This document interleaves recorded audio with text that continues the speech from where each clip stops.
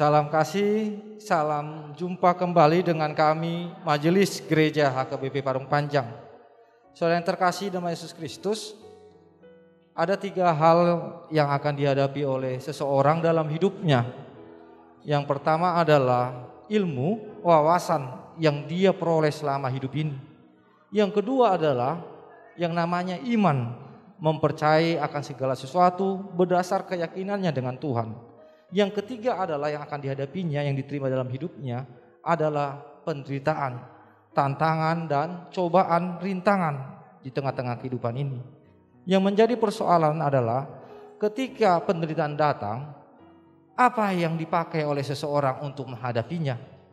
Karena jika dipakai ilmu, banyak orang-orang pintar yang tidak bisa menghadapi persoalan hidupnya menjadi putus asa dan bahkan bunuh diri.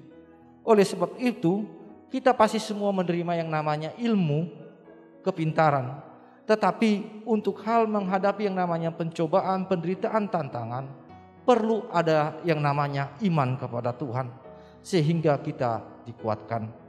Berdasarkan itulah kami membuat renungan yang akan menguatkan saudara untuk menghadapi setiap persoalan-persoalan. Dan biarlah melalui renungan ini saudara boleh menemukan jawaban-jawaban yang Tuhan berikan kepada saudara menghadapi setiap persoalan-persoalan kehidupan. Selamat menikmati renungan yang disampaikan oleh majelis gereja ini, dan biar renungan ini menjadi berkat bagi kita, bagi gereja kita juga. Amin.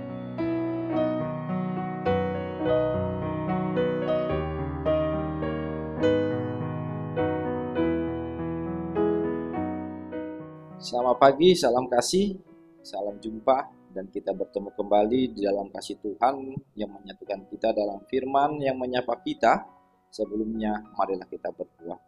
Terima kasih Tuhan atas hari yang baru, pagi yang cerah yang Tuhan berikan kepada kami.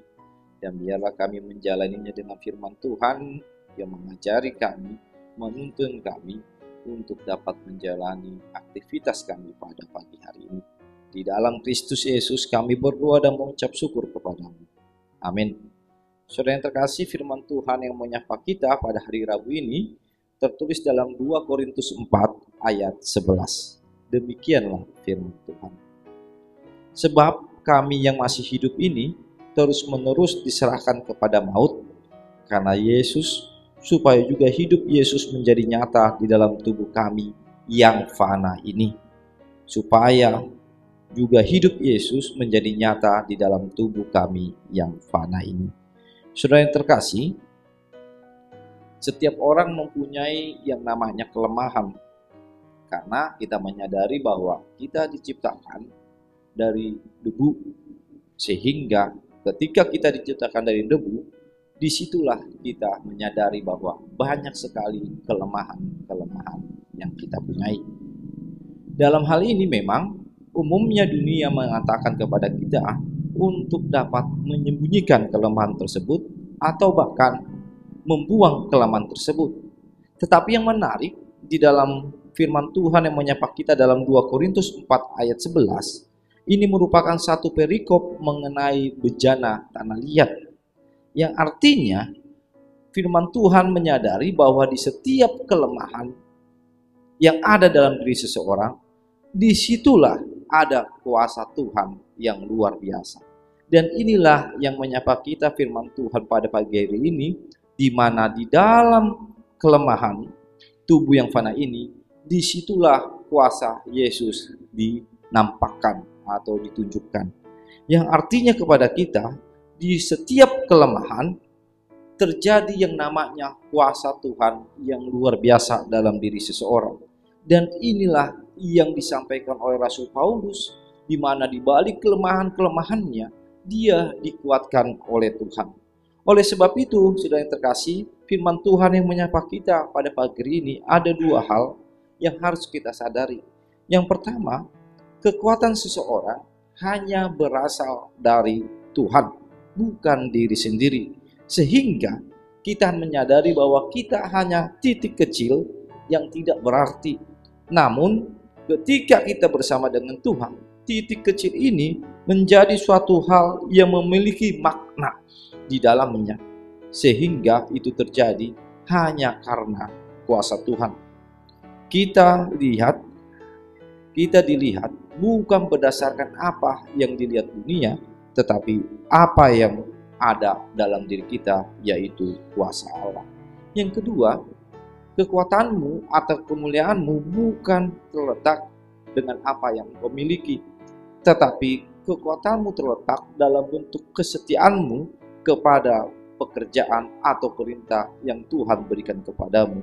Dan inilah yang dilakukan oleh Rasul Paulus, di mana dia terus hidup, terus menyerahkan hidupnya kepada maut karena pemberitaan firman, dan disitulah letak kekuatannya. Sehingga kemuliaannya bukan lagi terletak apa yang dimilikinya, tetapi bagaimana dia taat, bagaimana dia setia kepada perintah dan juga ajaran yang Tuhan berikan. Sehingga kita lihat letak kemuliaanmu, kekuatanmu bukan lagi dalam dirimu, tetapi di dalam Tuhan kita. Amin. Kita berdoa. Terima kasih Tuhan atas anugerah Tuhan yang menyadarkan kami di balik setiap kelemahan yang kami miliki, disitulah kuasa Tuhan boleh hadir di tengah-tengah hidup kami, sehingga kami boleh menyadari bahwa kami titik yang tidak berarti, tetapi menjadi suatu hal yang bermakna di tengah-tengah kehidupan kami.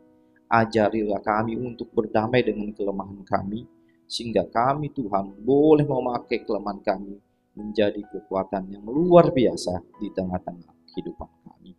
Terima kasih Tuhan, di dalam Kristus Yesus kami berdoa. Amin.